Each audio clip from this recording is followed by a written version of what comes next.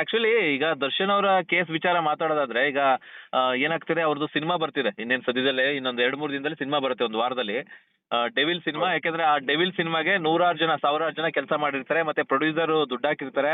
ಈಗ ಒಂದು ನಟನ ಸಿನಿಮಾ ಆಗಿಲ್ದೇನೆ, ಸೊ ಆ ಸಿನಿಮಾಗೋಸ್ಕರ ತುಂಬಾ ಜನರ ಶ್ರಮ ಇರುತ್ತೆ. ಈಗ ಆ ಸಿನಿಮಾ ಗೆಲ್ಬೇಕು ಅಂದ್ರೆ ಸಿನಿಮಾದ ಆರ್ಟಿಸ್ಟ್ಗಳು, ಎಸ್ಪೆಷಲಿ ನಟ ದರ್ಶನ್ ಅವರು ಪ್ರಮೋಷನ್ ಮಾಡ್ಬೇಕಾಗತ್ತೆ. ಸೊ ಅವ್ರ ಅವಶ್ಯಕತೆ ಇತ್ತು. ಮತ್ತೆ ಈಗ ಅದೇ ಕೇಸಲ್ಲಿ ಇರ್ತಕ್ಕಂತ ಪ್ರದೂಷ್ ಅವರಿಗೆ ಬೇಲ್ ಕೊಟ್ಟಿದ್ದಾರೆ, ಇಂಟ್ರಿಮ್ ಬೇಲ್ ಅಂತ. ಸೊ 4 days ಅವರ ತಂದೆ ಕಾರ್ಯಕ್ಕೋಸ್ಕರ ಏನೋ ಬೇಲ್ ಕೊಟ್ಟಿದ್ದಾರೆ. ಸೊ ಆ ಒಂದು ಆಧಾರದ ಮೇಲೆ ದರ್ಶನ್ ಅವರು ಪ್ರಮೋಷನ್ ಉದ್ದೇಶ ಇಟ್ಕೊಂಡು ಬೇಲ್ ತಗೋಬಹುದಾ? ಹೌದು, ಈಗ ತಗೊಬಹುದು. ಈಗ ಏನಾಗಿದೆ, ಈ ಕೇಸಿನಲ್ಲಿ ಆರೋಪಿ ಯಾರಿದ್ದಾರೆ ಹಾ ಹಾ ಅವ್ರು ಇಂಡಿಯನ್ ಬೇಲಿಗೆ ಹಾಕೊಂಡಿರ್ತಾರೆ. ಅವರ ತಂದೆ ಒಂದು ಕಾರ್ಯ ಮಾಡಬೇಕು ಅಂತ ಹೇಳ್ಬಿಟ್ಟು ಒಂದು 4 ದಿನಗಳ ಕಾಲ ಇಂಡಿಯನ್ ಬೇಲ್ನ ಸೆಷನ್ಸ್ ಕೋರ್ಟ್ ಅಲ್ಲಿ ಹಾಕೊಂಡಿರ್ತಾರೆ. ಅದು ಅಲವಾಗಿದೆ. ಹಾ ಹಾ ಸೊ ಈಗ 4 ದಿನಗಳ ಕಾಲ ಅವರು ಆಚೆ ಬಂದು ಅವ್ರು ಏನ್ ಕಾರ್ಯ ಇದೆ ಅದು ಮುಗಿಸ್ಕೊಂಡು ತಿರ್ಗಾ ಅವ್ರು ಹೋಗಿ ಸರೆಂಡರ್ ಆಗ್ಬೇಕಾಗಿ ಬರ್ತದೆ. ಹಾ ಹಾ ಸೊ ವಿಚಾರವಾಗಿ ಮಾತಾಡ್ಬೇಕು ಅಂತ ಹೇಳಿದ್ರೆ, ಈಗಾಗಲೇ ಅವ್ರಿಗೆ ಫಸ್ಟ್ ಸಿಕ್ಕಿದ್ದೆ ಇಂಟ್ರೀಮ್ ಬೇಲ್. ರೆಗ್ಯುಲರ್ ಬೇಲ್ ಕಿಂತ ಮುಂಚೆ ಸಿಕ್ಕಿದವ್ರಿಗೆ ಇಂಟ್ರೀಮ್ ಬೇಲ್. ಅವರಿಗೆ ಬೆನ್ನೋಗಿರುವ ಕಾರಣ ಕೊಟ್ಟು ಅವರು ಇಂಟ್ರೀಮ್ ಬೇಲ್ ಮಾಡಿಸ್ಕೊಂಡು ಆ ನಂತರ ಅವರು ರೆಗ್ಯುಲರ್ ಬೇಲ್ ಅವ್ರಿಗೆ ಆಗಿರುವಂತದ್ದು. ಓಕೆ. ಇಂಟ್ರೀಮ್ ಕೊಟ್ಟಿದೆ, ಹೈಕೋರ್ಟ್ ಆಫ್ ಕರ್ನಾಟಕ ಕೊಟ್ಟಿದೆ. ಹಾ So ಹಾ ಈಗ ಅವ್ರಿಗೆ ತಿರ್ಗಾ ಇಂಟ್ರೀಮ್ ಬೇಲ್ಗೆ ಅಪ್ಲಿಕೇಶನ್ ಹಾಕೊಬೋದಾ ಅಂತ ಹೇಳಿದ್ರೆ ಖಂಡಿತವಾಗ್ಲೂ ಹಾಕೊಬಹುದು. ಕೊಡೋದು ಬಿಡೋದು ಕಂಪ್ಲೀಟ್ಲಿ ಅದು ಕೋರ್ಟಿನ ವಿವೇಚನೆಗೆ ಬಿಟ್ಟಿರುವಂತದ್ದು. ಓಕೆ. ಇಂಟ್ರೀಮ್ ಬೇಲ್ ಅಪ್ಲಿಕೇಶನ್ ಅಲ್ಲಿ ನಾವು ಯಾವ ರೀತಿ ಕೋರ್ಟ್ ನ ಮನವೊಲಿಸ್ತೀವಿ ಹಾ ಹಾ ಅದ್ರ ಮೇಲೆ ಕೋರ್ಟ್ ನಮಗೆ ರಿಸಲ್ಟ್ ಅನ್ನು ಕೊಡುತ್ತೆ. ಅಂದ್ರೆ ಕೋರ್ಟ್ಗೆ ತಿಳಿಸ್ಬೇಕಾಗಿ ಬರುತ್ತೆ ನಾವು ಯಾಕೆ ಯಾವ ರೀಸನ್ಗೆ ನಿಮ್ಗೆ ಇಂಟ್ರೀಮ್ ಬೇಲ್ ಕೊಡಬೇಕು, ಹಾ ಹಾ ಹಾ ಏನೆಲ್ಲ ಕಾನ್ಸಿಕ್ವೆನ್ಸಸ್ ಇದೆ. ಸೊ ಏನಾದ್ರು ಇಂಪಾರ್ಟೆಂಟ್ ರೀಸನ್ಸ್ ಇದ್ರೆ ಅದು ಬಿಟ್ಟೇ ಬಿಡ್ತಾರೆ. ಹಾ ಈಗ ಹಾ ಬೇಲ್ ಅಂತ ಹೇಳಿದ್ರೆ ನೋಡಿ, ಅದು ಏನೂ ಇಲ್ಲ. ಟು ಸೆಕ್ಯೂರ್ ದಿ ಇದು ಅಟೆಂಡೆನ್ಸ್ ಆಫ್ ದಿ ಟ್ರಯಲ್, ಹಾ ಹಾ ಅಂದ್ರೆ ಟ್ರಯಲ್ ಏನಿದೆ ಅಟೆಂಡೆನ್ಸ್ ತಗೊಳ್ಳೋದಕ್ಕೆ ಅವರು ಜೈಲಿನ ಒಳಗಡೆ ಇಟ್ಕೊಬೇಕಾಗುತ್ತೆ. ಅದು ಇನ್ನೇನು ಇಲ್ಲ, ಪನಿಷ್ಮೆಂಟ್ ಆಗ್ಲಿ, ಇನ್ನೂ ಪನಿಷ್ಮೆಂಟ್ ಆಗಿಲ್ಲ ದರ್ಶನ್ಗೆ. ಹೌದು, ಆರೋಪಿ. ಪ್ರಿಸನರ್ ಅಂತ ಹೇಳ್ಬಿಟ್ಟು ಅವ್ರನ್ನ ಕನ್ಸಿಡರ್ ಮಾಡ್ತಾರೆ. ಹಾ ಹಾ ಸೊ ಆದ್ರಿಂದ ಈಗ ಅವ್ರನ್ನ ಯಾಕೆ ಒಳಗಡೆ ಇಟ್ಕೊಂಡಿದ್ದಾರೆ ಅಂತ ಹೇಳಿದ್ರೆ, ಅವರು ಎಲ್ಲೋ ಬೇರೆ ದೇಶಕ್ಕಾಗ್ಲಿ ಹೋಗ್ಬಾರ್ದು, ಈ ಒಂದು ಕಾನೂನಿನ ಒಂದು ಏನು ಇರ್ತದೆ ಟ್ರಯಲ್, ಮಂತ್ಲಿ ಟ್ರಯಲ್, ಅದನ್ನ ಮಿಸ್ ಮಾಡ್ಕೋಬಾರ್ದು ಅಂತ ಹೇಳ್ಬಿಟ್ಟು ಅವರು ಕ್ಲಿಯರ್ ಆಗಿ ಕೇಸ್ನ ವಾದ ವಿವಾದಗಳು ಏನಿದೆ, ಈಗ ಸ್ಟೇಜಸ್ ಆಫ್ ಕ್ರಿಮಿನಲ್ ಕೇಸಸ್ ಅಂತ ನಮ್ಮ ಕಾನೂನಿನ ಭಾಷೆಯಲ್ಲಿ ನಾವು ಕರಿತೀವಿ. ಸೊ ಚಾರ್ಜ್ ಆದ್ಮೇಲೆ ಎವಿಡೆನ್ಸ್ ಪೋಸ್ಟ್ ಆಗುತ್ತೆ, ಆಮೇಲೆ ಯಾರ್ಯಾರು ಸ್ಟೇಟ್ಮೆಂಟ್ಗಳು ಕೊಟ್ಟಿರ್ತಾರೆ ಅವರೆಲ್ಲ ಚೀಫ್ ಆಗುತ್ತೆ, ಪಬ್ಲಿಕ್ ಪ್ರಾಸಿಕ್ಯೂಟರ್ ಕರೆಂಟ್, ಆಮೇಲೆ ಅವರ ಕಡೆಯ ಡಿಫೆನ್ಸ್ ವಕೀಲರು ಕ್ರಾಸ್ ಎಕ್ಸಾಮಿನೇಷನ್ ಮಾಡ್ತಾರೆ. ಸೊ ಇದಾದ್ಮೇಲೆ 313 ಸ್ಟೇಟ್ಮೆಂಟ್ ಇರುತ್ತೆ, ಆಮೇಲೆ ಜಡ್ಜ್ಮೆಂಟ್ ಇರುತ್ತೆ. ಇವನ್ನೆಲ್ಲವನ್ನು ಮುಗಿಸ್ಕೊಂಡು ಹೋಗೋದು ಹೇಗೆ ಅಂತ ಹೇಳಿದ್ರೆ, ಇವರು ಅಂಡರ್ ಟ್ರಯಲ್ ಪ್ರಿಸನರ್ ಆಗಿ ಈಗ ಜೈಲಲ್ಲೇ ಇಟ್ಕೊಂಡು ವಿಡಿಯೋ ಕಾನ್ಫರೆನ್ಸ್ ಮೂಲಕ ಅವ್ರನ್ನ ಅಪಿಯರ್ ಮಾಡಿಸಿ ಅದನ್ನ ಮಾಡಬಹುದು ಅಂತ ಹೇಳ್ಬಿಟ್ಟು ಈಗ ಸುಪ್ರೀಂ ಕೋರ್ಟ್ ನ ಆದೇಶವನ್ನು ಪಾಲಿಸ್ತಾ ಇದ್ದಾರೆ. ಅವ್ರು ಒಳಗಡೆ ಇದ್ದಾರೆ. ಸೊ ಬೇಲ್ ಅಂತ ಹೇಳಿದ್ರೆ to secure the attendance of the trial. So ಆದ್ರಿಂದ ಅವ್ರಿಗೆ ಒಳಗಡೆ ಇಟ್ಕೊಂಡಿದ್ದಾರೆ.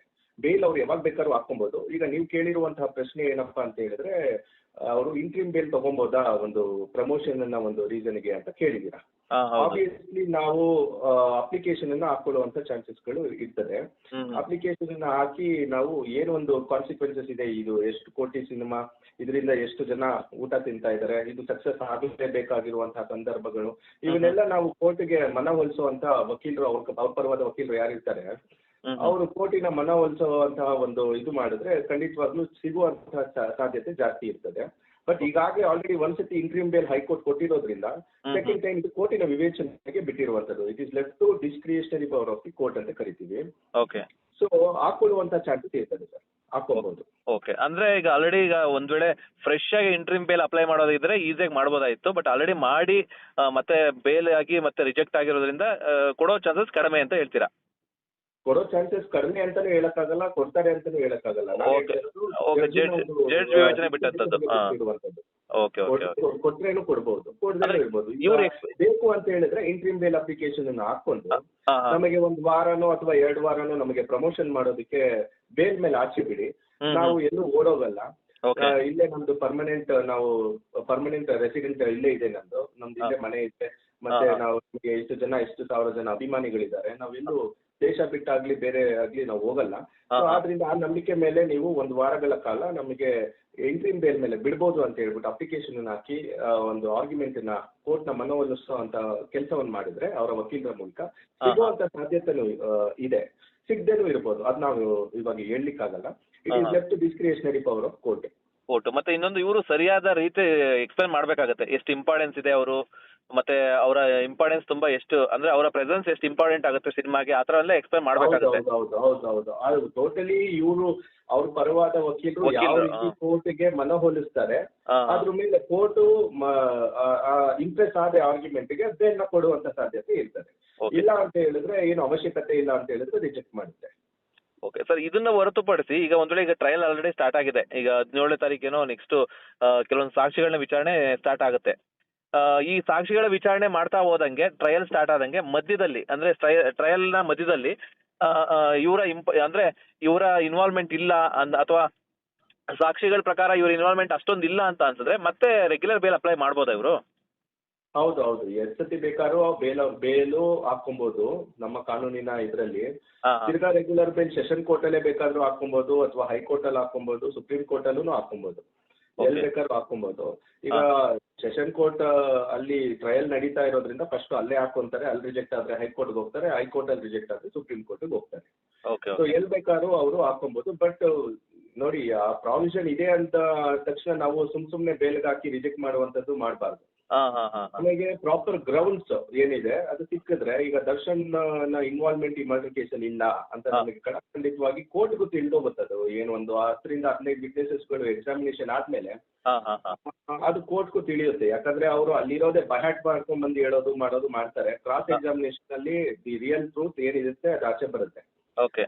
ಯಾರೇ ಆಗ್ಲಿ, ಅದು ಎಂತದೇ ಅವರು ಪೊಲೀಸ್ನವರು ಅದನ್ನ ಇದ್ ಮಾಡ್ಕೊಂಡ್ ಬಂದಿದ್ರೇನು, ಲಾಯರ್ ಕ್ರಾಸ್ ಎಕ್ಸಾಮಿನೇಷನ್ ಮಾಡ್ಬೇಕಾದ್ರೆ ಅವರು ತಪ್ಪು ಹೇಳ್ತಾರೆ. ಇದು ನಮ್ಮ ಒಂದು ಎಕ್ಸ್ಪೀರಿಯನ್ಸ್ ನ ಪ್ರಕಾರ ನಾವು ಹೇಳ್ತಾ ಇದೀವಿ ನಿಮ್ಗೆ.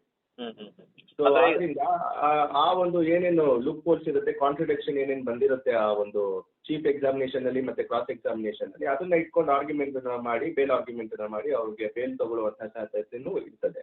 ಬಟ್ ಅದಕ್ಕೆ ಇನ್ನು ಟೈಮ್ ಹಿಡಿಯುತ್ತೆ. ಈಗ ಇನ್ನು ಟ್ರಯಲ್ ಸ್ಟಾರ್ಟ್ ಆಗಿಲ್ಲ ಅಂತ ಕಾಣುತ್ತೆ. ಲಿಸ್ಟ್ ಆಫ್ ವಿಟ್ನೆಸಸ್ ಏನೋ ಮೇ ಬಿ ಕೊಟ್ಟಿರ್ಬೋದು. ಅದು ಕೊಟ್ಟ ನಂತರ ಯಾರ್ಯಾರಿಗೆ ಕ್ರಾಸ್ ಎಕ್ಸಾಮ್ ಯಾರ್ಯಾರಿಗೆ ಮಾಡಬೇಕು, ನಾವು ಎವಿಡೆನ್ಸ್ ಮಾಡಬೇಕು ಅಂತ ಹೇಳ್ಬಿಟ್ಟು ಅಲ್ಲಿ ಇದಾಗುತ್ತೆ, ಕೋರ್ಟ್ ಅಲ್ಲಿ ಡಿಸೈಡ್ ಆಗುತ್ತೆ.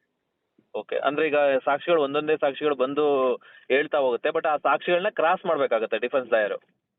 ಹೌದು ಅಲ್ಲ ಅಂದ್ರೆ ಫಸ್ಟ್ ಅವ್ರು ಬಂದು ಅವರು ಪೊಲೀಸ್ನವ್ರ ಮುಂದೆ ಸ್ಟೇಟ್ಮೆಂಟ್ ಕೊಟ್ಟಿರ್ತಾರೆ, ಅದು ಚಾರ್ಜ್ ಶೀಟ್ ಅಲ್ಲಿ ಇರುತ್ತೆ.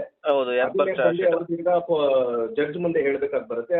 ಅಲ್ಲಿ ಪಿ ಅವರು ಇರ್ತಾರೆ, ಅದನ್ನ ಎಕ್ಸಾಮಿನೇಷನ್ ಇನ್ ಚೀಫ್ ಅಂತ ಕರಿತೀವಿ ನಮ್ಮ ಕಾನೂನಿನ ಬಗ್ಗೆ.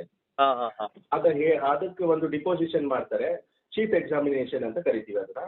ಆ ಡಿಪೋಸಿಷನ್ ಮೇಲೆ ತಿರ್ಗಾ ಆ ಡಿಪೋಸಿಷನ್ ಮತ್ತೆ ಏನ್ ಸ್ಟೇಟ್ಮೆಂಟ್ ಕೊಟ್ಟಿರ್ತಾರಲ್ವಾ ಪೊಲೀಸ್ನವ್ರ ಹತ್ರ, ಅದನ್ನ ಇಟ್ಕೊಂಡು ಕ್ರಾಸ್ ಎಕ್ಸಾಮಿನೇಷನ್ ಮಾಡೋದು.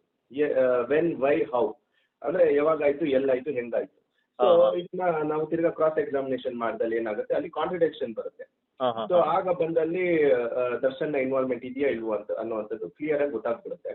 ಆದ್ರೆ ಒಂದು 10 ರಿಂದ 15 ವಿಟ್ನೆಸ್ ಎಕ್ಸಾಮಿನೇಷನ್ ಆಗಿದ ತಕ್ಷಣ ಗೊತ್ತಾಗುತ್ತೆ. ಸೊ ಆಗ ಬೇಕಾದ್ರೆ ಇವರು bail application, regular bail application ಏನಿರುತ್ತೆ ಅದು ಮೂವ್ ಮಾಡ್ಕೊಬಹುದು. Okay sir, okay, thank you sir. ಯಾಕೆಂದ್ರೆ ಜಸ್ಟ್ ಇದು ಕೆಲವರಿಗೆ ಅಭಿಮಾನಿಗಳಿಗೂ ಒಂದು ಇದಿತ್ತು, ಯಾಕೆಂದ್ರೆ ಈಗ ಅವರು ಪೆರೋಲ್ ಮೀನ್ಸ್ ಇಂಟ್ರಿಮ್ ಬೇಲ್ ನಲ್ಲಿ ಬಂದಿದ್ರೆ ನಮ್ಮ ಬಾಸು ಬರ್ತಾರಾ, ಸೊ ಈ ತರ ಒಂದು ಕನ್ಫ್ಯೂಷನ್ ಇತ್ತು, ಅಭಿಮಾನಿಗಳು ಕೇಳ್ತಾ ಇದ್ರು. ಸೊ ಹಂಗಾಗಿ ನಾನು ನಿಮ್ಮ ಹತ್ರ ಈ ವಿಷಯ ಡಿಸ್ಕಸ್ ಮಾಡಿದೆ. Thank you sir. ನಮಸ್ತೆ. ಓಕೆ ಸರ್ ಅದನ್ನ ಹಂಗೆ ಕಳಿಸಿದೆ. ಚೆನ್ನಾಗಿ ಬಂದಿದೆ. ಏನಾದ್ರು ಕಟ್ ಮಾಡಿ ಹಾಕೊಳ್ಳಿ ಅಷ್ಟೇ.